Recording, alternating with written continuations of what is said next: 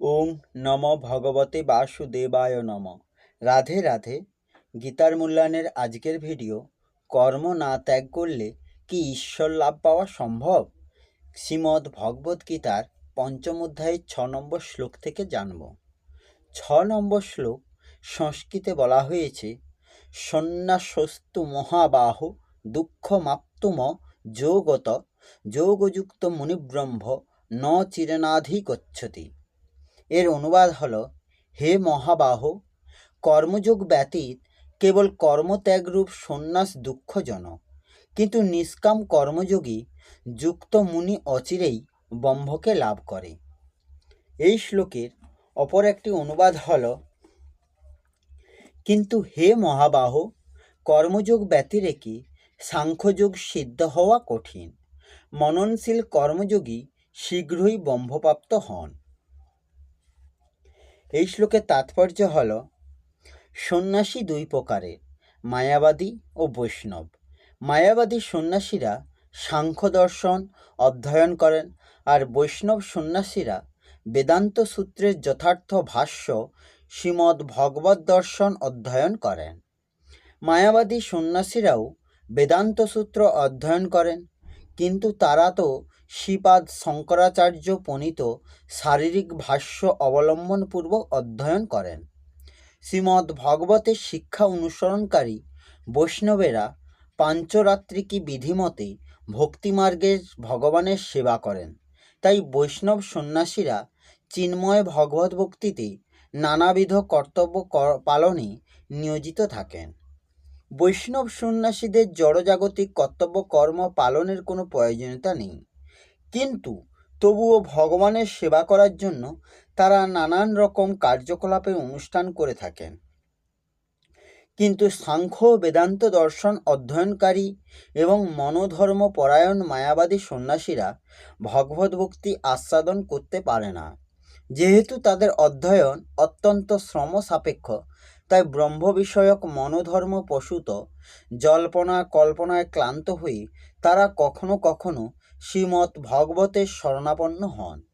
শ্রীমদ্ ভগবতের যথার্থ মর্ম উপলব্ধি করতে না পারার ফলে তাও ক্লেশদায়ক হয়ে ওঠে। কৃত্রিম উপায়ে মায়াবাদী সন্ন্যাসীদের শুষ্ক মনোধর্ম প্রসূত জল্পনা কল্পনা এবং নির্বিশেষবাদী ভাষ্য সবই নিরর্থক। ভগবদ্ভক্তি পরায়ণ বৈষ্ণব সন্ন্যাসীরা তাদের দিব্য কর্তব্য সম্পাদন করে অপ্রাকৃত আনন্দ লাভ করেন এবং অন্তিমে চিন্ময় ভগবদ্ধামে ফিরে যাবার বিষয়ে তারা সুনিশ্চিত থাকেন। মায়াবাদী সন্ন্যাসীরা কখনো কখনো আত্ম উপলব্ধির মার্গ হয়ে ভ্রষ্ট হয়ে সমাজসেবা পরোপকার আদি প্রাকৃত কার্যকলাপে পুনরায় প্রবৃত্ত হন, যা জড়জাগতিক কর্মবন্ধন ছাড়া আর কিছুই নয়। এইভাবে আমরা দেখতে পাই, যারা ভগবত ভক্তি সহকারে ভগবানের শ্রীকৃষ্ণের সেবা করে চলেছেন, তারা ব্রহ্ম সম্বন্ধে মানসিক জল্পনাকারী সন্ন্যাসীদের থেকে অনেক উচ্চমার্গে স্থিত। যদিও এই সমস্ত ব্রহ্মবাদী জ্ঞানীরাও বহু জন্মের পরে কৃষ্ণ ভাবনামৃত লাভ করেন। এই শ্লোকের ব্যাখ্যা হল,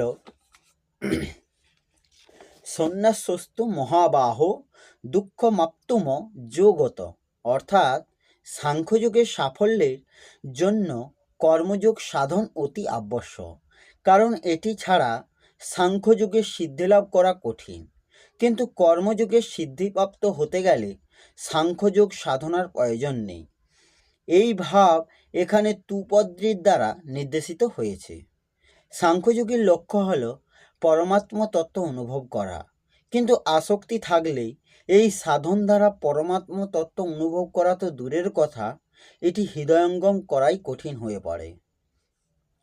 আসক্তি দূর করার সহজ উপায় হল কর্মযোগের অনুষ্ঠান করা। কর্মযোগের সকল ক্রিয়াই অন্যের হিতার্থে করা হয়। অন্যের হিতের ভাবনা জাগলে নিজের প্রতি অনুরাগ স্বতই দূর হয়। সেই জন্য কর্মযোগের আচরণ দ্বারা আসক্তি দূর করে সাংখ্যযোগের সাধন করা সহজ হয়। কর্মযোগের সাধন না করে সাংখ্যযোগের সিদ্ধিলাভ করা কঠিন। যোগযুক্ত মনিব্রহ্ম ন চিরেনাধিগচ্ছতি, অর্থাৎ নিষ্কামভাবে অপরের হিতের কথা যিনি মনন করেন সেই কর্মযোগীকে এখানে মুনি বলে উল্লেখ করা হয়েছে। কর্মযোগী ক্ষুদ্র বা বৃহৎ যে কোনো ক্রিয়ার করার সময় বিচার করে যে তার ভাব নিষ্কাম না সকাম। সকাম ভাব এলেই সে সেটিকে দূর করে, কেননা সকাম ভাব এলেই সেই ক্রিয়াটি তার নিজের এবং নিজের জন্য হয়ে যায়। অন্যের হিত কি করে হবে এইরূপ চিন্তা করলে আসক্তি সহজেই ত্যাগ করা যায়। উপরের পদগুলির দ্বারা ভগবান কর্মযোগীর বিশিষ্ট বলেছেন। কর্মযোগী শীঘ্রই পরমাত্ম তত্ত্ব প্রাপ্ত করে থাকে। পরমাত্ম তত্ত্ব প্রাপ্তিতে বিলম্বের কারণ হল সংসারের আসক্তি। নিষ্কামভাবে কেবল অন্যের হিতার্থে কর্ম করলে কর্মযোগীর আসক্তি সম্পূর্ণ দূর হয়, এবং আসক্তি সম্পূর্ণ দূর হলে স্বতঃসিদ্ধ পরমাত্ম তত্ত্বের অনুভূতি হয়।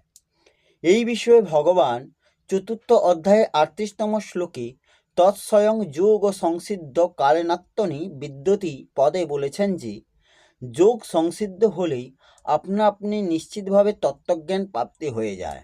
এই সাধনায় অন্য কোনো সাধনের প্রয়োজন নেই। এর সিদ্ধিতে কোনো জটিলতা নেই বা এতে বিলম্বও হয় না। অপর একটি কারণ এই যে দেহদারী দেহাভিমানী ব্যক্তি সম্পূর্ণ কর্ম ত্যাগ করতে পারে না, কিন্তু যিনি কর্মফল ত্যাগ করেন তাকে ত্যাগী বলা হয়। এর দ্বারা প্রমাণ হয় যে দেহধারী ব্যক্তি সর্বতভাবে কর্ম ত্যাগ করতে পারে না, কিন্তু কর্মফল অর্থাৎ কর্মফলের ইচ্ছা ত্যাগ করতে পারেন। সেই জন্যে কর্মযোগ সুগম। কর্মযোগের মহিমার কথা বলতে গিয়ে ভগবান বলেছেন যে কর্মযোগী তৎক্ষণাৎ শান্তিপ্রাপ্ত হন, তিনি সংসার বন্ধন হতে অনায়াসে মুক্ত হন, অর্থাৎ সুখং বন্ধাৎ প্রমুচ্যতে। অতএব কর্মযোগের সাধনা সহজ, শীঘ্র, ফলপ্রদ এবং অন্য সাধন ছাড়াই পরমাত্মা প্রাপ্তির পৃথক সাধন প্রণালী। এই হল শ্রীমদ্ ভগবদ্গীতার পঞ্চম অধ্যায়ে কর্মসন্ন্যাস যুগের 6 নম্বর শ্লোকের অনুবাদ সহ ব্যাখ্যা। আসবো পরের ভিডিওতে। রাধে রাধে। জয় গীতা, জয় শ্রীকৃষ্ণ।